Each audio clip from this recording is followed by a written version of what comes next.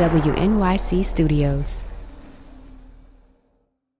Note to Self is supported by Mozilla, the nonprofit champion for a healthy internet and the maker of Firefox. Learn more about internet health at mozilla.org.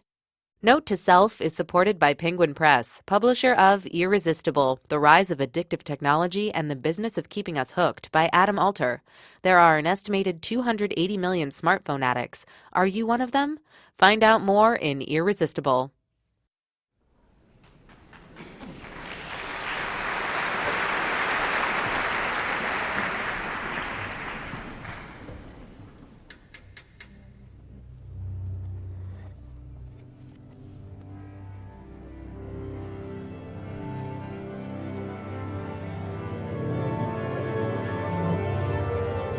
Picking your nose, saying thank you, kissing your partner on the cheek, rolling your eyes behind your mom's back.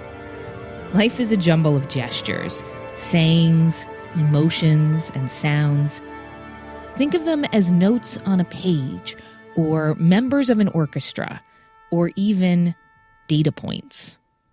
Individually, they don't say much, but put them all together and they can tell the story of your day, your life, a beautiful melody, or maybe something far more complex and layered, a story about our deepest, weirdest selves. It's Note to Self, the tech show about being human. I'm Anoush Samarodi. And this week, how data can spark the imagination, and how compiling and parsing the little things in your life can lead to some serious self-discovery, maybe even a deep friendship, and some gorgeous art. And we're going to do it with sound, actually, and with guidance from these two extremely creative minds. Hi, I'm Giorgia Lupi. I'm Italian, but I live in New York. I am formally trained as an architect, but I work as an information designer. I'm Stefanie Posavec. I'm an American living in London, and I am an information designer. Over the course of a year, Giorgia and Stefanie collected personal data points, and they turned them into postcards, complete with an old-fashioned stamp. So these postcards would crisscross the ocean, kind of like delivering a chapter of an autobiography, but told through data. To really get this, you need to understand that these postcards are like nothing you've ever seen. Each one is hand-drawn, full of brightly colored symbols like arrows, dots and lines, musical notes, stars, even coat hangers. And each little symbol represents a moment, a thing, a taste, or a thought. Flip the postcard over, read the key on the other side, and understand how the symbols begin to make sense, and they transform from abstract art to a deeply personal portrait. When Stefanie and Giorgia began their project in 2014, they were just acquaintances, and they figured that this could be the perfect way for two data designers to forge a long-distance friendship. So every week they picked a theme, like time, or transportation, or swearing, or envy. And they kept track of it. They tallied it in every form it could possibly take. And then they'd crunch the numbers, and at the end of the week, turn the results into information and postcard art. Now all those postcards have been compiled into a book called Dear Data. So we took our distance, so we made that our biggest asset. And so that's how we came up with this idea of gathering data and drawing it and sending it to each other as postcards. And I think really asking at the same time the question, can we get to know each other through our data? There's also another thing. In this era when we breathe by refreshing our status, there's really a value in experimenting with something that promotes a slower behavior. And I think that was also something that led us to discover about each other, waiting for something that is not a letter from your bank or something, right? So when you see the front of the postcard popping up, most of the times I will just save it for later. So I will, walk on the elevator and wait to get upstairs with a cup of coffee to spend the time just really With reading your about platonic love letter. Yeah. A love letter, carefully crafted and drawn. Our artists, Stefanie and Giorgia, are going to take us through 3 of these postcards so we can see and hear this data, because sound is how you and I talk every week, right? So let's go down the rabbit hole and get to know these 2 data nerds in their own little wonderland. We're going to start with what was week 3, a week of thank yous, page 18 and 19 in the Dear Data book.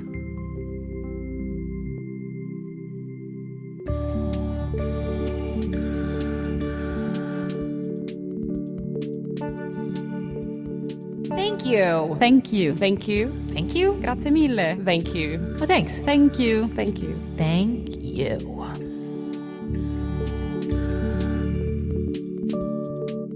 So on each page, it's the front of the postcard and the back of the postcard. And on one side, Giorgia's on the left, Stefanie's always on the right. And then there's a little description at the bottom. So it says, Giorgia realized that she's a compulsive thanker of waitresses and waiters. That's a good thing, I think. And then she also figured out, it says, that she should eat at home more often.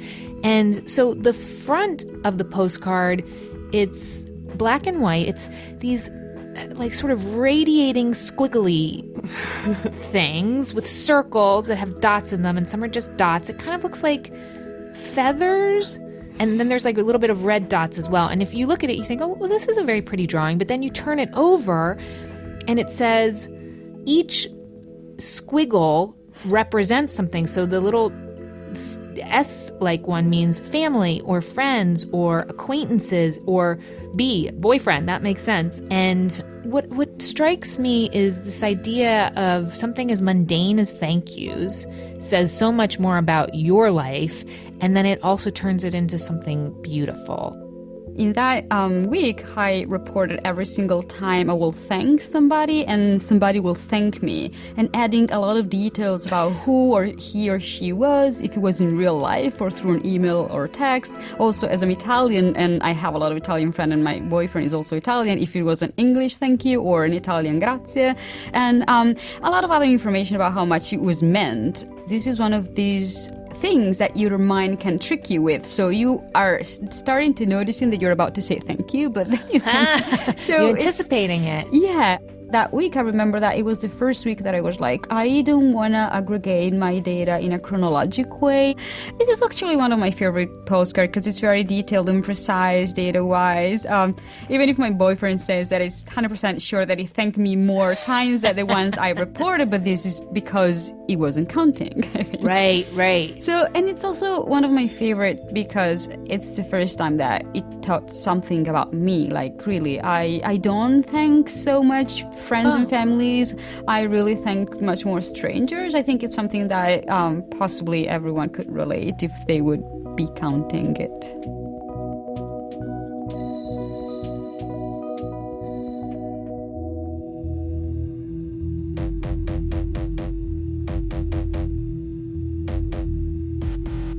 Okay, so over to the other side of the page is Stefanie's, and her postcard actually looks like a Pro Tools session that we use in a podcast. Like, it has all these like upside down triangles.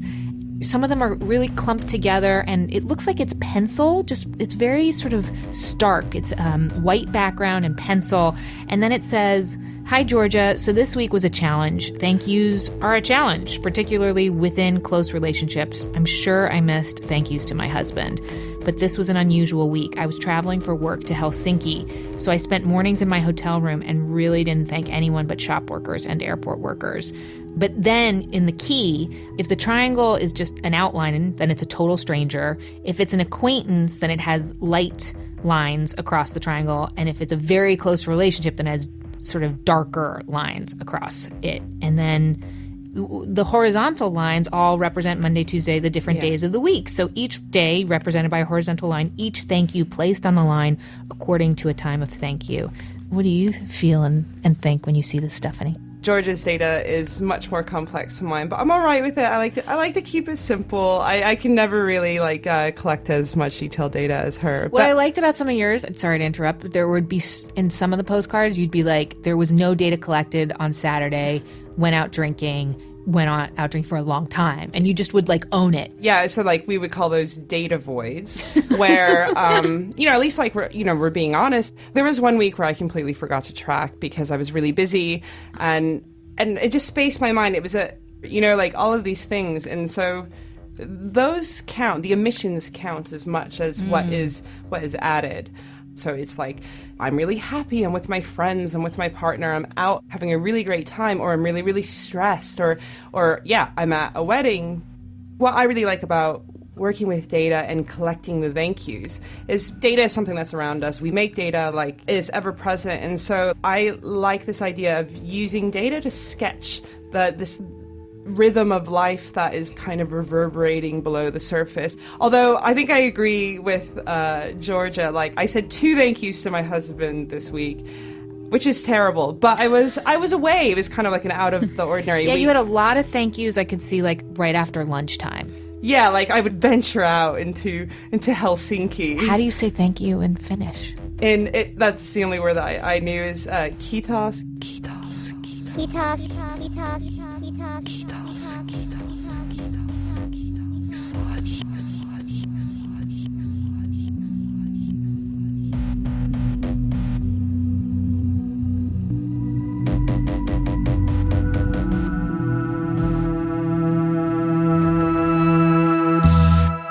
Okay, so let's move on to week 7, complaints. I love that week.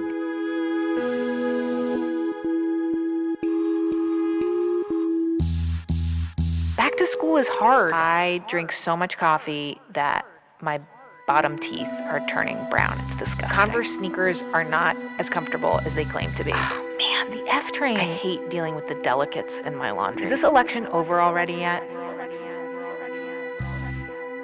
Yours looks like a musical score, because you turned each of your complaints into a type of note. So a whole note is symbolized as a complaint that you made to a family or a friend. A half note is to a stranger. Well, so in general, I think that what I found after a week of tracking my complaints was really how many of these complaints were not necessary at all. So I'm always complaining, especially to my boyfriend, about things that are totally, I could really, really spare him. Like, I'm cold. This place is really ugly. You do. I hate the light in this place. The service is so slow. I mean, why do I bother, really? Yeah, and so I think that, visually I've always been very much fascinated by the repetitiveness of the language of music notation, and I thought that it was a perfect reference to show the repetitiveness over time of my complaints, and also the level, like where they really need it.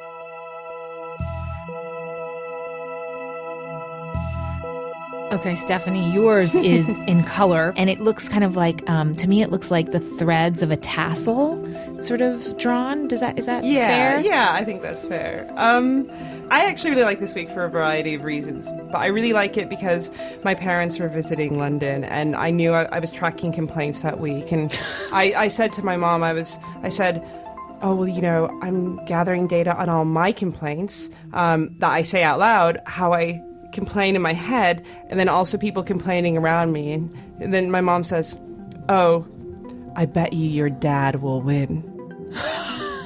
She leans and she whispers and says it to me, and he did win. So like, my dad's a complainer too. Yeah, my dad is wonderful, and because I complain a lot as well, so we have this in common. But the top complainer to me that week was my dad, and so I was drawing this, and like kind of like I have these statistics on the back of the postcard.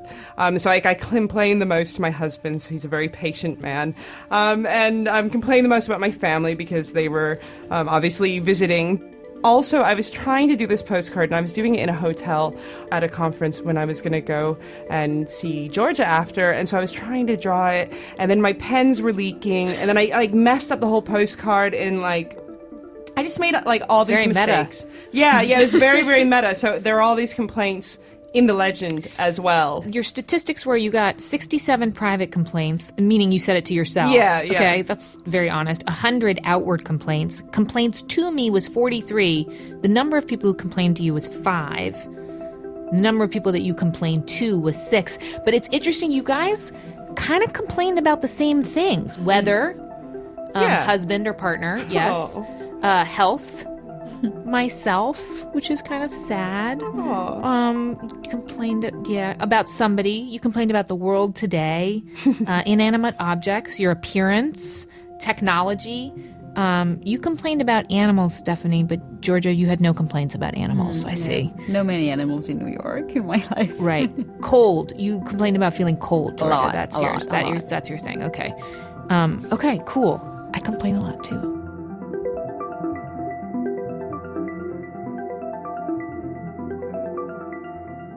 When we come back, the sounds that Giorgia and Stefanie heard, and that for 1 week, they did not take for granted. My husband drinking coffee, fixing his bike, appliances, footsteps, pushing chairs back in a cafe, rustling or shuffling newspapers.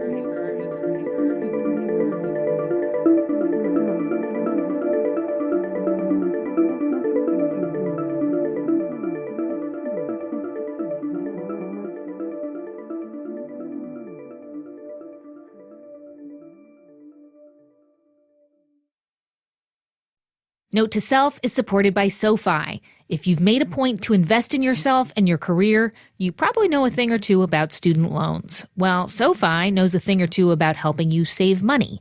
SoFi refinances federal and private student loans to save its members $316 a month on average. Learn more at SoFi.com. Terms and conditions apply at SoFi.com/legal. Note to Self is supported by Mozilla, the nonprofit tech company behind Firefox, the world's last independent web browser. Years ago, Mozilla established lean data practices to limit the amount of information collected from internet users. Today, Mozilla is calling for governments and businesses to recognize the same obligation, stop mass surveillance programs, and respect people's right to privacy. For more about Mozilla's mission and work, visit mozilla.org. Hey, what's up? I'm Jessica Williams. And I'm Phoebe Robinson. And we are back this spring with an all-new season of our hit podcast, Two Dope Queens from WNYC Studios. It's comedy, it's conversation with your fave celebs. It's me and Jess telling trife stories about my bottle obsession. Ugh, gross, dude. Why are you even bringing that up right now? Anyway, this season you'll hear from John Hamm, Carrie Brownstein, Tig Notaro, Gabrielle Union, and more. Ooh, my pits are sweating just thinking about Cool it. down, girl. Come on over to Two Dope Queens wherever you get your podcasts. And Bono, call me. We're back. I'm Manoush Samarodi. You are listening to Note to Self, and I'm talking to Giorgia Lupi and Stefanie Posavec, two data scientists who, for 1 year, sent each other postcards filled with amazing hand-drawn representations of their personal data. Yeah, nerdy and beautiful. A different thing each week. What they bought, how many times they felt desire, and different kinds of desire. These postcards are now compiled into a book called Dear Data, and it is so deeply personal that the title really is the perfect twist on Dear Diary. So let's pick up at week 32, Sounds. I think it's very interesting because in the beginning you notice only the, of course, the louder sounds or the sounds that are more familiar. But then I remember that after 1 week of doing that exercise every hour, I would really be listening, and like sometimes I could even hear like the sound of my breath, the sound of my heart. Just this very careful noticing and listening. I do notice sounds more. Like, I've really been noticing the difference in sound between London and New York while I've been here. You know, like, and the main thing is just hearing electricity everywhere. And I think... Here? Yeah. And, like, the air conditioning, and there's just so much humming of fans and things like AC around. So, some of my noises would be... Okay, so, of course, siren, heater noise, neighbors splashing, car passing in the background, door locks, child crying, construction work, door closing, or salesman yelling, or klaxon, music from a shop, boyfriend typing next keyboard, cutlery nose, low voices, zip closes, laughters, my breath, my heartbeat, ATM machine voice, or also, Sex and the City audio, actually. Sex in the City. Dun, dun, dun, dun. Like that? Like that. iPhone notification. iPhone. Digital sound of the rain. I assume that was your alarm. No, digital sound of the rain is actually something that I used to get asleep. It's like an app that just makes sounds as if it's raining. Stefanie, can you read just a few of yours? My husband drinking coffee, humming, fixing his bike, clanking bottles, and rolling wheels, like rolling carts, rolling suitcases, appliances, recorded music, people's movement, so footsteps, eating, pushing chairs back in a cafe, rustling or shuffling newspapers, bird song, wind in trees, transport, the hum of electricity, and then I've got this unusual sound category, so steel drum band, arcade games, church bells, and a horse. So much to count. And a horse. Yeah. And a horse. It's just, as you do. Even before I interviewed Giorgia and Stefanie, I felt like I actually knew them pretty intimately just by reading all these postcards. But I wanted to know, what had they left off the canvas? Was there something that they purposefully did not count? Something that either woman wanted to keep private, just for herself? This is like data privacy on a very domestic scale. There are things that maybe we don't want to share, and that's okay. So I gathered all this data that was very embarrassing, and I have a spreadsheet where it has the actual embarrassing things. Like? I'm not going to tell you. It was probably things like having a fight with my husband or picking my nose, things that are things that you just wouldn't, that you would be like, I don't want anyone to know that I did that, right? Yeah. Or walking around in your underwear and eating something out of the fridge, stuff like that. I have all these things that I know what they are, but then I thought, well, I want to keep them private. So, we have our Dear Data life and interaction, but then my normal interaction is I wouldn't want anyone to know it. I'd be all right if my husband knew it, if he saw me in my underwear eating out of the fridge, I'd probably be all right. And then, would I be okay with my friends knowing, or would I be okay with my parents knowing? So just to wrap it up, what's the most, I guess, important thing that you learned about yourself, Giorgia, and that you learned about Stefanie?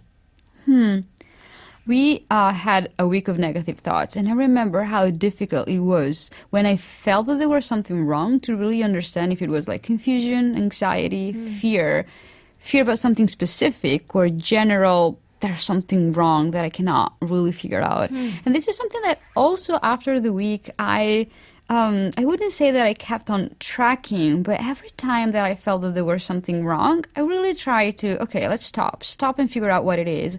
So I think that I really discovered that the more I acknowledge the things that are happening to my mind, the more I accept them, and then the more I can do something for them, which I think is very banal to say. No, but you're blowing my mind right now, because what you're saying is that by naming it and counting it, you gave very mundane things amazing powers, and you gave very personal and powerful things like negative thoughts, you made them mundane. Yeah. And you That's amazing. I mean, if you think about it, it's like sitting at a bar with a complete stranger. And you feel that you can tell him everything, right? Because in the beginning, he's a stranger. So yeah, it was a sort of overseas data therapy session in a way. Awesome. Yeah. This is a project for me that's been the most revealing. I feel like I do reveal a lot about myself that I probably wouldn't tell to very many people professionally. Can you give me an example? What are you thinking of right now when you say that, the most revealing? Oh, well, it's more just if you're in a meeting, you need to sound very capable, you know what you're doing. But then I had a lot of, for the week of negative thoughts, or a lot of my negative thoughts are about myself and feeling like an imposter. I don't think I'm good enough, or I'm angry. I don't like this bit about myself. I don't like my appearance. I don't feel confident. And normally you would hide away. And so, but then this is the first time that I put out there and I'm like, I'm okay. This is the type of person I am. I'm a pessimist, and sometimes I don't like myself. And that was a very freeing feeling. Well, what we did for a year is pretty, demanding, laborious. It takes really time and dedication, and we did it really to experiment deeply on ourselves, I can say that we're very, very happy that after we made the project public, a lot of people are writing us and they are drawing their data. There are already some data pen pals, a lot of actually data pen pals that are doing that, which is actually was our initial goal. Can we really make data more accessible, more humane, less about definitive answers and less about perfection, but more as the tool to understand something more and maybe to raise new questions? Just to add on that, I think, when people talk about big data, that sounds very intimidating, and you need to have like particular skills to even understand it, or to do data visualization you need to learn how to code, or you need to use software, but anyone can pick up a pencil and begin to explore it. So it's very accessible, but then also very democratic to remind people this is what data is, it affects your life, this is how you can begin to understand it a little bit more, and then maybe like begin to have some agency and know what's happening with the data around you in a bigger picture level. Is there a plan for another project? Yes. Yeah. That's all. Oh, that's all I can say. I count one secret in this room. Yeah.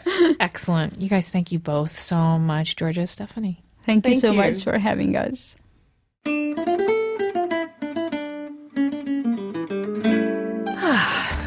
Art and data. So inspiring. So inspiring that actually I have been tracking my social media usage and seeing how I feel when I post. Like, am I humble bragging? Do I think twice about posting something and then stop from posting it? Does being social feel like a chore? Or is it really doing what it's supposed to do, which is connect me with someone?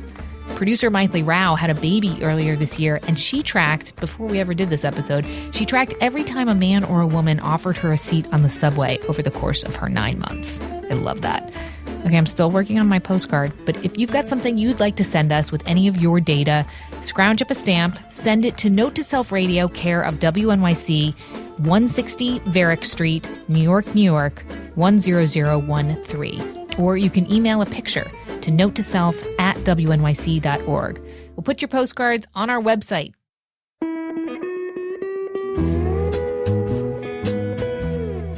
And hey, maybe we'll even make a data graph of the number of people who sent us their postcards. Ooh. The Note to Self team is Jen Poyant, Mythili Rao, Jenna Cagle, and Joe Plord. Many thanks to Hannis Brown for the beautiful sonic interpretations of those postcards that you heard about. You can hear more and see more at our website at notetoselfradio.org. Note to Self is a production of WNYC Studios. I'm Manoush Zomorodi.